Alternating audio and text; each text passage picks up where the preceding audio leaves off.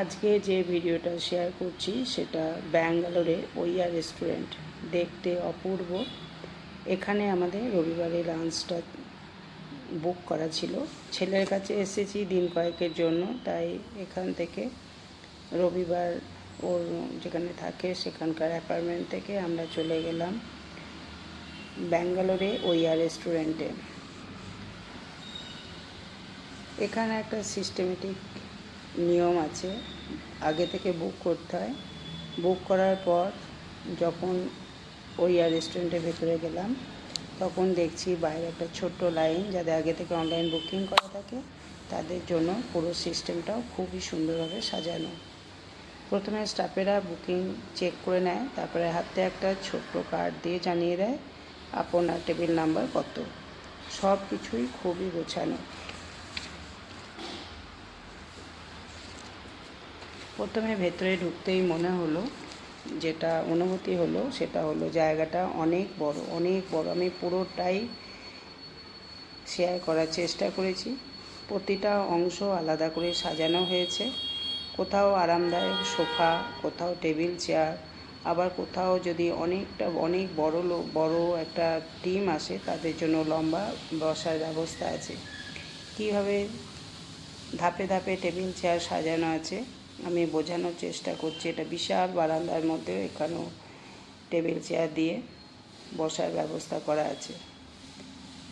ভিডিওটা পুরো দেখলে সব কিছুই বুঝতে পারা যাবে। আমার চোখে দেখা এরকম বড় একটা রেস্টুরেন্ট এই প্রথমই দেখলাম।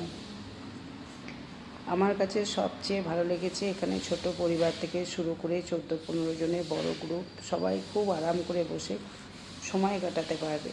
খাওয়া তো আছেই, কিন্তু একসাথে বসে গল্প করা, একসাথে সময় কাটানো, এটা একটা আলাদা আনন্দের জিনিস। তাই যদি পরিবার, আত্মীয় স্বজন বা বন্ধুদের নিয়ে কোনো বিশেষ দিন উদযাপন করতে কেউ চায় তাহলে ব্যাঙ্গালোরে এলে ওইয়া রেস্টুরেন্টের কথাই প্রথমে মাথায় আসবে। রেস্টুরেন্ট ঢুকতেই প্রথমে যেটা চোখে পড়ে সেটা হলো এর বালি স্টাইলের ডিজাইন।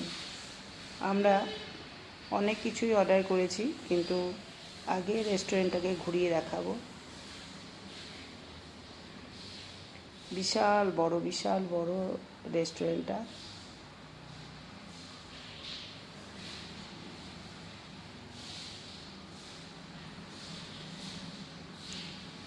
যারা ব্যাঙ্গালোরে চাকরি সূত্রে থাকো, অনেকেই তো আইটিতে চাকরি করে, যারা এখনও পর্যন্ত ব্যাঙ্গালোরে ওইয়া রেস্টুরেন্টে যায়নি তাদেরকে বলবো যে ওইয়া রেস্টুরেন্টে একবার ঘুরে আসার জন্য।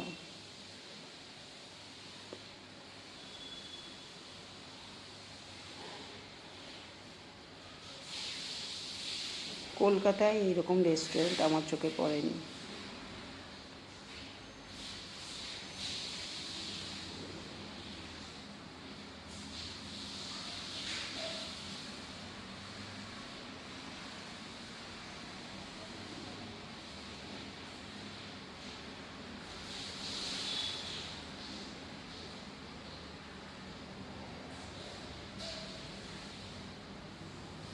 যারা যারা আমার ভিডিওটা দেখছেন সবাইকে অনুরোধ করব, ভিডিওটা যদি ভালো লাগে একটা লাইক, শেয়ার এবং কমেন্ট করতে। আমি বোঝাতে পেরেছি যে এখানকার রেস্টুরেন্টটা কতটা বড়। আমরা একে একে অর্ডার করলাম। ওইয়া রেস্টুরেন্টে বেশ কয়েকটা জনপ্রিয় আইটেম, সেগুলো ছবির মাধ্যমে তুলে ধরার চেষ্টা করেছি। প্রথমে নিয়েছিলাম কিছু স্টার্টার, তারপরে নিয়েছি কাসুন্দি প্রন এখানকার স্পেশাল ডিশ। প্রনটার মধ্যে কাসুন্দি ঝাঁঝ আর প্রনের নরম রসালো একটা টেক্সচার আছে, দুটোর মিশ্রণ অসাধারণ। এছাড়া নিয়েছিলাম কালিমিরিচ চিকেন টিক্কা, ওটা প্রথম দিকে নিয়েছিলাম। ওই আইটেমটাও খুবই সুন্দর।